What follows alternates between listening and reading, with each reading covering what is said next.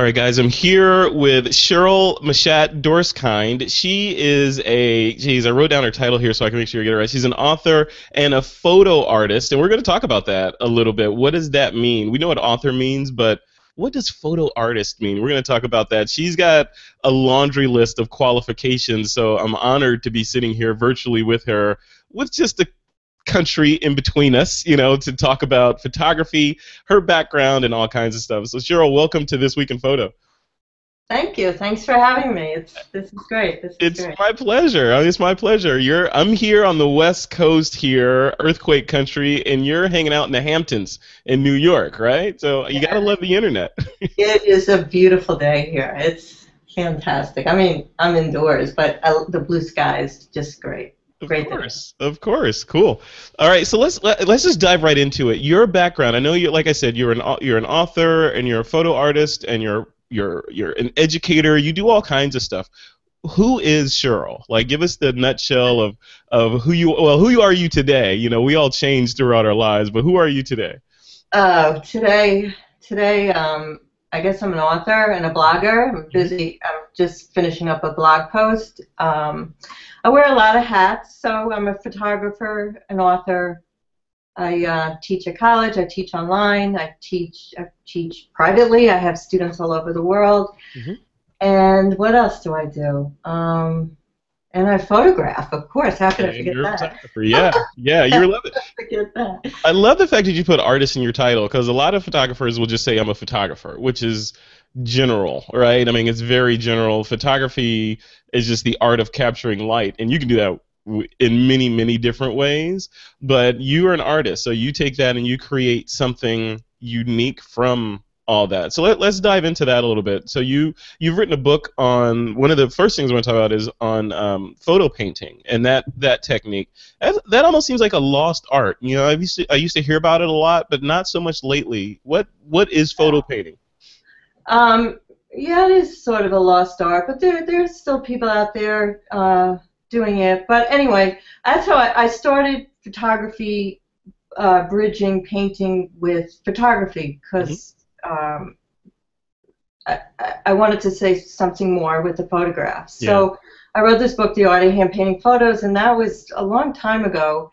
And that's what I did. I did landscape, misty coastal scenes in black and white, beautiful gelatin darkroom prints, and then I painted them with very laborious process of my sticks were like toothpicks rolled with cotton and oil paints, really beautiful stuff. And that's what I did. So that's where the photo artist came from.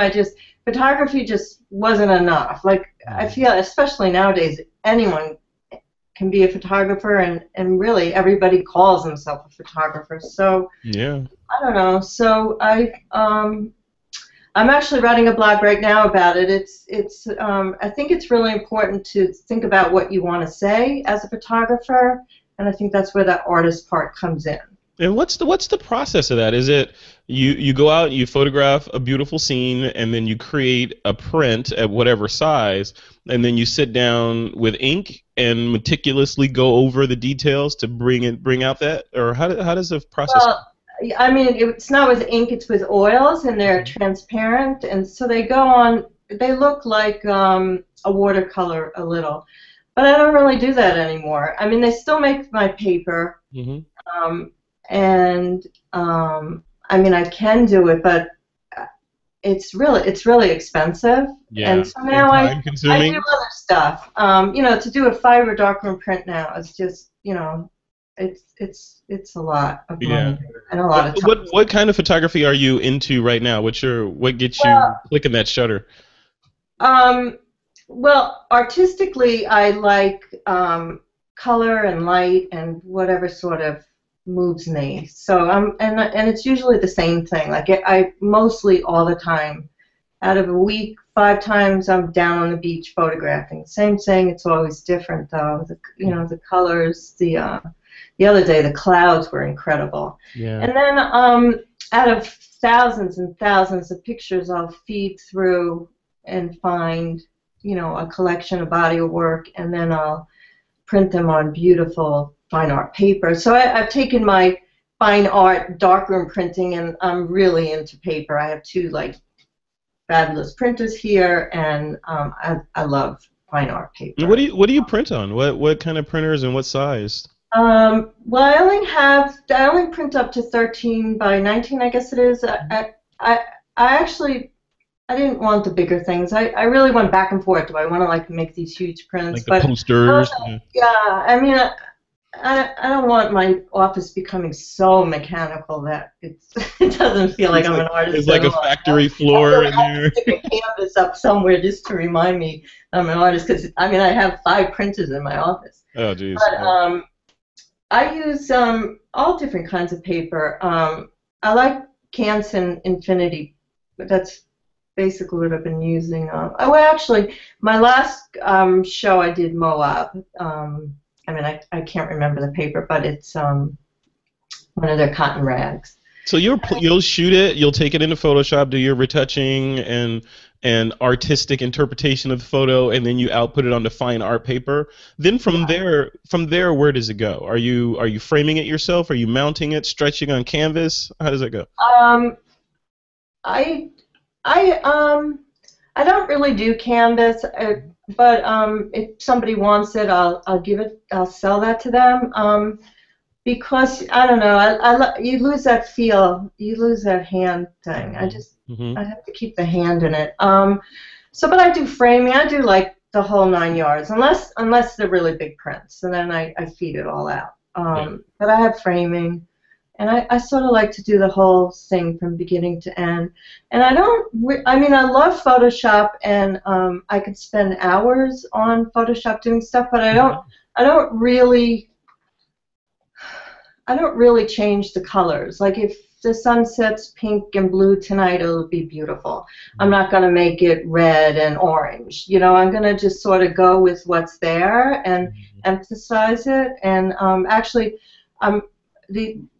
know I'm sort of jumping ahead, but one of my passions is color. I've spent probably 7 years researching it. That's my next book project. Oh. So, you know, I get really into the nuances of color, which Photoshop really lets you do. I mean, so I get into real subtleties. So instead of like cranking this up and cranking that up, I sort of reduce and reduce and reduce. Let's talk about that, because that's interesting. I was just doing a video not too long ago. I think it was earlier this week. It was about black and white photography, and part of the video was talking about how black and white is a tool, and when you're shooting in black and white, color in some ways will take away from the subject, obviously, right? Because you can use black and white as a way to reduce the complexity of the image and draw the attention into one thing. Now, when this project that you're working on with color, how are you approaching that? Are you going at it from a scientific standpoint or more of a artistic standpoint? More artistic. Actually, it was really interesting. For my last show, it was last year, but I culled, literally, I would say, I don't know, 5,000 pictures. I make contact sheets. And what I found is even though I was drawn to the strong colors to begin with, the show actually, out of anything really glaring off the contact sheet, I actually didn't, I eliminated. Because it wasn't about, I see blue in your screen back there, it wasn't about blue or red, it was about the emotion of the colors in the picture. So, I was trained with black and white photography, and then, and that's really where it began. Color came after. So now with the digital age, everybody knows color, and going back to black and white, it's an interesting blend. So really I don't know if I'm answering your question, but yeah, like going back to it's interesting you say that, because black and white, like you said, black and white is the history of photography. It started in black and white, and it's funny because you go through the years, and it was black and white. Now we have color, so that represents state of the art in photography, right? So now it feels like we're seeing a resurgence and kind of a back to basics in terms of art, because once everyone knows how to do color and everyone's doing color, artists tend to search for ways to differentiate themselves. And maybe one of the ways to differentiate yourself is to go back to basics and go back to black and white again and start doing really cool Ansel Adams-esque type work, right? Yeah, that's definitely one thing. Yeah, yeah. So, okay, so tell me about photographing children. That's another one of your books that you got going Yeah, on. so, like a lot of photographers, you have kids and you start photographing children. So, my daughters are grown now, but like when they were kids, I started taking pictures of my kids. Of course, I thought they were gorgeous and adorable, and then that's what I did, is I photographed in black and white and hand painted those pictures, and it was a really nice money-making business for quite a while. It just took off. People really liked it. So it wasn't a painting, which sometimes artists take too much of a creative license, doesn't look like the person. Right. And it wasn't a color photograph, but it was this other artful portrait of the families. And I used to print them big, and typically my clients, they're repeat. So I mean, there are people that their houses are full of my pictures from years and years. So I mean, maybe I'll end up doing their grandchildren. Yeah. Have you ever had a gallery show? It sounds like you should. Oh, yeah. Many times. I had my first gallery show when I used to live in New York City and in the East Village. Uh-huh. Then I was doing landscapes. I mean, I never thought I would be a commercial retail children photographer, really, till I had children. Yeah. And it just sort of made sense. And then the business was there. So you go where the universe takes you, right? Yeah, so it was nice. I mean, definitely, it was nice. So what are some tips? Because I'm sure people are listening. They're like, okay, she's the authority on child photography. How do I take pictures of my kids? And what are some tips to get that Cheryl Dorskind shot? Well, I just put out the new ebook. It's full of tips. Those tips are in. Oh, nice. Where's that ebook at, by the way? Where is it? It's on Flatbooks. It's called Photographing Children Naturally. Okay. On flatbooks.com. Okay. Flatbooks.com, and actually they're giving a coupon for, I think, like 2 weeks for your listeners. And it's TWiP. I wrote it down because I'm going to forget. No, I got it backwards. We need that. I'll put it in the blog post too. So okay. what is it? Cheryl TWiP. Cheryl TWiP, CHERYL TWIP. And what does that give them? That gives them 20 off. 20% off. Okay. Awesome. But anyway, the book is full of tips on how to photograph kids naturally. Yeah, and that's the thing. Yeah, that's the thing. I mean, you want the real deal, nothing cutesy. That's what one of my early reviewers, there's a couple of reviews on the Flatbooks website, and they were like, thank God, finally there's photographs that aren't, gimmicky and this and that. It's right. I don't know. I'm about being real. I love that. I want to see that. Yeah, because you're right. Because there's a lot of books out there that are very gimmicky, and it's like, oh really? People are still doing that? So yeah, I'm glad you wrote a real book on how the art and science of photographing children. And I know Flatbooks. I know those guys over there. That's a Trey Ratcliffe subsidiary over there. So. Well, I found Flatbooks because Trey wrote this blog.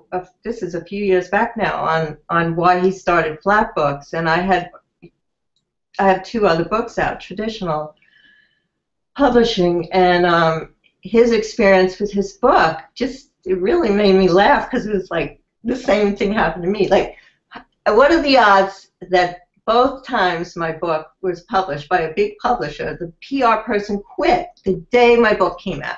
Oh, both times. Wow. So I just couldn't believe it. So, I had to do a lot of the marketing myself. Yeah. So. Well, sure. What has that experience been like? Because you're a traditional publisher, so you've been down the whole route of what I call the dead tree books, right? So you've got those in the world, and now you're in the digital with the PDFs and digital distribution and all that. Which is better? Which do you like better? I don't know yet. I really don't know. The book really just launched. I've had so much fun. Yeah. doing it, you know. It's totally been a gas. But I don't know. I haven't even put it out on Kindle yet. And what's the other one I'm doing? iBooks. Oh, the So iBooks. that Okay. I'll do, and then I don't know, because I have another book I want to do, and I don't know. I think I might want to do a physical book too. I'm not really sure. So I'll see how this goes. I love how, you know, an ebook on an iPad is like the greatest thing in the world, because you have this backlight. I mean, photographs never look better. Like your screen back there. I mean, it's just beautiful. Yeah. It's just Yeah, beautiful. it's weird. It's funny you say that because the different formats. You know, I'm a big fan of digital, obviously, and you know, I read on my iPad all the time. But sometimes I like the fact that I can consume books in different ways. Like, for example, I want to read on the iPad sometimes, but some books I want a physical, tactile. I want pages to turn. I want a dog ear. I want to scribble notes in there. You know, some books are like that. Some aren't like that. And then some books I just want to listen to. I don't want to sit there and read it. I just want the author or a narrator to read it to me while I'm driving or whatever. You know, Right. I and agree. we have those choices now, right? Yeah, I agree. So, I mean, I don't know. I mean, this ebook, Photographing Children Naturally, I don't know, maybe I'll sell it on the back end to a publisher. I haven't figured that out yet. I don't know.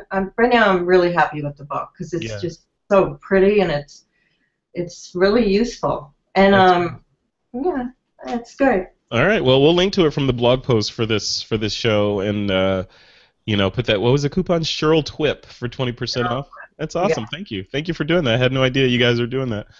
That is much appreciated. I think the Flack Books guys know that I'm cheap, and I was going to ask for a discount anyway. So they just like, you know what, it's Frederick. Let's preempt him and put the discount out there. Well, cool. So what's next for Cheryl? So you've got this color book that you're working on. This children's book is out there. That was your last project. What else is coming? Well, I have to get the children's book out on a couple of different formats. Yeah. And then I teach. So I got some workshops coming up in the fall. I do these photo safaris. I take people to these great secret places on the Hamptons, and we photograph, and it's really cool. And then I have a 2-day painting photos workshop in the fall, really hands-on, printing, using the digital brush, how to express yourself with your photographs. Oh, that's cool. So I do that, and then I have this color. Oh, and then I teach online. So I got a whole bunch of things happening, like back to school. I have back to school everywhere I look. I have college classes. I have back to school online, and You are busy. etc. That's crazy. Before I let you go, I want to hear a little bit about these photo safaris that you mentioned. So these are workshops. How many people do you take with you? How much does it cost? What's the deal there? They're reasonably priced, I think. They're $150. I take a carload or two. You know, the advantage of one is everyone gets to go with me, and we're out for I think it's 3.5 hours. And I teach people. You know, everyone's on a different level, so I teach them how to use the camera or how to see. And then I end up doing these a lot privately because everybody is out here in the Hamptons, but never when I set the date. So right. This year I photographed. Actually, I took 2 young boys photographing. That was so great. Their mom, I applauded her for being so into the arts. I gave them 3 lessons, took them places, seeing them, you know, go wow with the camera. It was just incredible. They were 8 and 10 years old. And then I had somebody from South Africa, somebody from all different places, because people come through the Hamptons. Yeah. So teaching people how to use their camera and how to see, and just, you know, this one woman from South Africa, she had to turn her camera vertical. That was just like, what she was trying to say was vertical, and, you know, so we spent 2 hours me making her do vertical, but that was it. She was happy. That is really cool. You have so many things going on. How do you keep it all straight? You got books, you got projects, you got teaching, you have safaris, you got all kinds of stuff, and a bunch of stuff you probably, I'm sure, haven't even mentioned. So how do you get through a week? What's the secret? I don't know. I don't Caffeine? really know. I invent hours. Yeah, I love it. Well, Cheryl, yeah, so I wanted to put it out there and invite you to come on This Week in Photo as one of our co-hosts from time to time, as your crazy schedule allows. I'd love to have your voice on there in the fray if you're up for it. I would love that. I would love that. I Okay. think that's great. All right. Well, TWiP listeners, listen for Cheryl's voice on the show, and hopefully in upcoming episodes, and we'll benefit from your knowledge on all things photography. So I appreciate that. All right, Frederick. Sounds great. All right. Well, thanks a lot for coming on This Week in Photo, and good luck with all your projects, and we'll be in touch soon. Okay. All All right. right. Take care, Cheryl. Bye-bye. Bye bye. Bye-bye.